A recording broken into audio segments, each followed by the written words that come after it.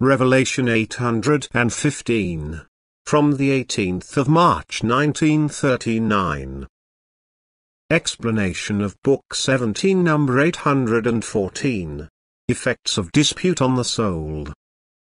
People demand justice and do not have the right standard for their own actions, and if every man would be willing to take the feeling of justice into account, all quarrels and discord would soon be eliminated. But often man considers himself rather entitled to demand all consideration for himself, but to deny this to his fellow man, and so the latter provokes the displeasure of the fellow man, and peace is considerably disturbed.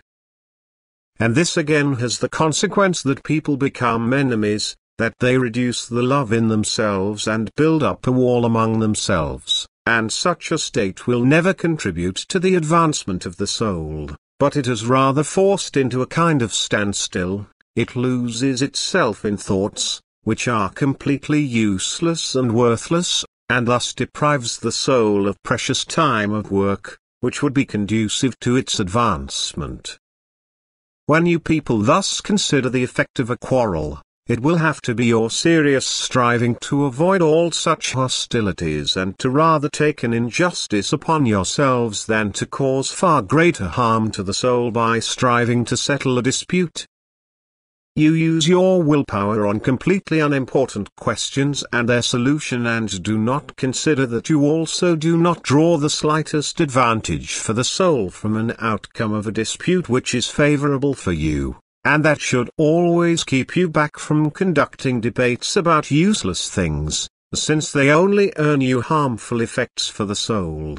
To leave all rules of such questions to God is far more reasonable and leads to far greater success. And now listen to the voice of the heart and take up a closer explanation about the communication incomprehensible to you, which concerns the mental influencing of the banished spiritual in creation. As it is obvious and understandable to you, the creation, that is everything what is visible to you, serves nevertheless only the purpose to grant state to the spiritual, and everything is therefore animated by the spiritual. This applies to everything visible to you. So now the spirit carrier is exposed to the human's shaping will. Therefore all matter, which serves so to speak as material to the human being, again to be transformed in his hand. Now, for his part, man has the possibility of influencing the spiritual power that is inherent in matter. And he can so to speak influence this spiritual power in such a way that it can finish its course of development faster and even leave this form. It must therefore be the endeavor of man to recognize in all matter the banished spiritual, to assist this spiritual and to see to it as far as possible that a permanent change and utilization of matter lets all spiritual in itself become free. That man contributes, as it were, to shorten the lifespan of matter in unchanged form. It must become clear to him that nothing in the universe keeps its form for a long time, and that a constant change of the outer form helps the spiritual entity to ascend.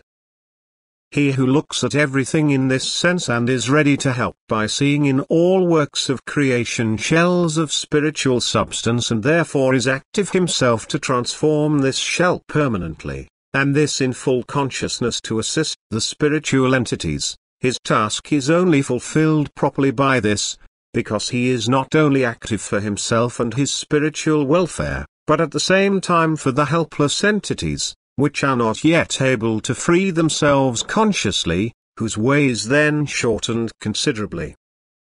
For if man believes that all creation is and remains spirit-bearing, he will also be clear about the fact that he, as a likewise spirit-bearer, must find a connection with the spiritual entity by subjecting the outer form to frequent change, and everything that comes into being under the hands of man is, as it were, always permitted by God's will for the formation of a new outer form, which is again entitled to receive the spiritual substance in itself. Only the will of man is needed for this. And only the belief that all creation is spiritually enlivened, as well as all love striving, which is meant for the liberation of the spiritual substance, is an auxiliary factor for these beings, which cannot be valued highly enough. And every work which you start in this consciousness will also carry the blessing of God in it, because it is all His spiritual co-workers who are active for the redemption of the beings, on earth as well as in the hereafter.